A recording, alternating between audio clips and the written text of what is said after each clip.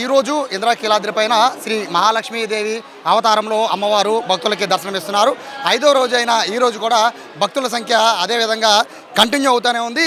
కింద canal road నుంచి మొదలు పెట్టుకొని పూర్తిగా అమ్మవారి అంతరాలయం మనం చూసిన ఈ పాయింట్ వరకు కూడా పూర్తిగా భక్తులతో ప్రతి క్యూ లైన్ కూడా నిండిపోయిన పరిస్థితి కనబడుతుంది.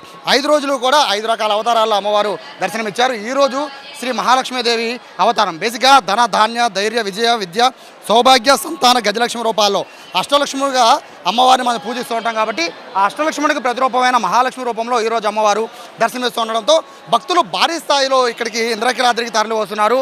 1 కాదు 2 కాదు దాదాపుగా సాయంత్రానికే 1,00,000 మందికి పైగా భక్తులు అమ్మవారి దర్శనం చేసుకున్నారు. అంటే ఈ దసరా ప్రత్యేకంగా ముఖ్యంగా మహిళా భక్తులు అయితే భారీ సంఖ్యలో ఇంద్రకీలాద్రికి తరలి రావడం ఒక విశేషంగా చెప్పుకోవాలి. ప్రతిరోజు కూడా మొదటి 2 రోజులు పోలిస్తే 3, 4 రోజులు భక్తుల సంఖ్య పెరుగుతూ ఉంటుంది. కానీ ఈ దసరా ఉత్సవాలు మాత్రం మొదటి రోజు 1,00,000 మందితో మొదలు పెట్టుకొని ప్రతిరోజు కూడా 1,00,000కి తగ్గకుండా భక్తులు ఇంద్రకీలాద్రికి వస్తున్నారంటే ఈ దసరా ఉత్సవాలకు సంబంధించి ఈసారి భారీగా మహిళా భక్తులు ఎక్కువ సంఖ్యలో రావడమే ప్రధాన కారణంగా భావిస్తున్నారు. ప్రస్తుతం మనం చూస్తోంది 300 రూపాయల క్యూ లైన్. ఈ క్యూ లైన్ కూడా సాధారణంగా వీవీఐపీకి సంబంధించిన అంటే 300 రూపాయల టికెట్ ఇచ్చిన ఈ క్యూ లైన్ సాధారణంగా రద్దీ తక్కువ ఉంటుంది. కానీ ఇది కూడా నిత్యం రద్దీగా ఉంటుంది. మరోవైపు ఉచిత దర్శనాలకి సంబంధించి 3 క్యూ లైన్లు ఏర్పాటు చేశారు. ఆ 3 క్యూ లైన్లు కూడా పూర్తిగా కిటకిటలాడిపోతున్న పరిస్థితి కనబడుతుంది. ప్రస్తుతం 300 రూపాయల టికెట్లో దర్శనం చేసుకుంటారు. ఎంత టైం పడుతుంది మీకు? అట్లా పైన పడుతుంది. క్యూ లైన్ ఆపడం కానీ అట్లా ఇబ్బందులు ఉన్నాయి మీకు? ఏం లేదు బాగానే ఉంది. ఎంతసేపు పడుతుంది దర్శనానికి? ఎంతసేపు పడుతుంది? బేన్ అయిపోతుంది బాబా అందరికైనా దర్శనం. 100 మంది వచ్చినా బేన్ అమ్మవారి దర్శనం అయిపోయి వెళ్తున్నారు. ఎలాంటి ఇబ్బంది ఎవరికి లేదు. అయిపోతుందండి ఏదైనా 2 అవర్స్లో అయిపోతుంది. ఏర్పాట్లు బాగా చాలా బాగున్నాయి. సూపర్. చంద్రబాబు ఈ గత ఏడాదితో పోలిస్తే ఈ ఏడాది ఎలా ఉన్నాయి? ప్రతిసారి బాగానే అవుతుంది బాబాని జనం.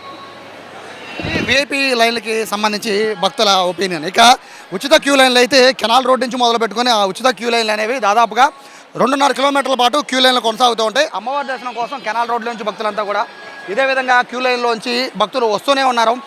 గ్యాప్ కూడా లేకుండా అంటే తెల్లవారుజామున 4 గంటల నుంచి మొదలు పెట్టుకుంటే ఏమాత్రం గ్యాప్ లేకుండా భక్తుల రద్దీ అనేది కంటిన్యూగా కొనసాగుతూనే ఉంది.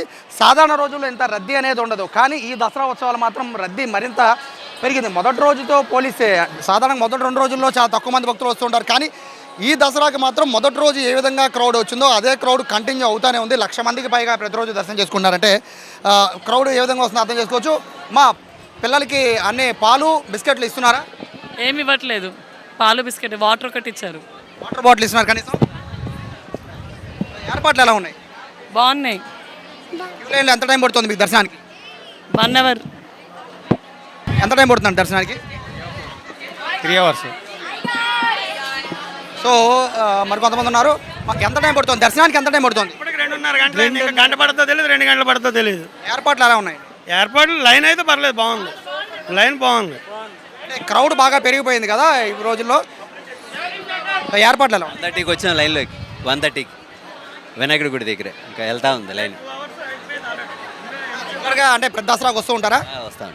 పెద్ద దసరాతో పోలిసి ఈ దసరా ఏర్పాట్లు ఎలా ఉన్నాయి? బాగున్నాయి మొత్తం ఏర్పాట్లు. వాటర్ బాటిల్ కానీ అంతా బాగుంది. పిల్లలకి ట్యాగ్లు వేయడం బాగుంది.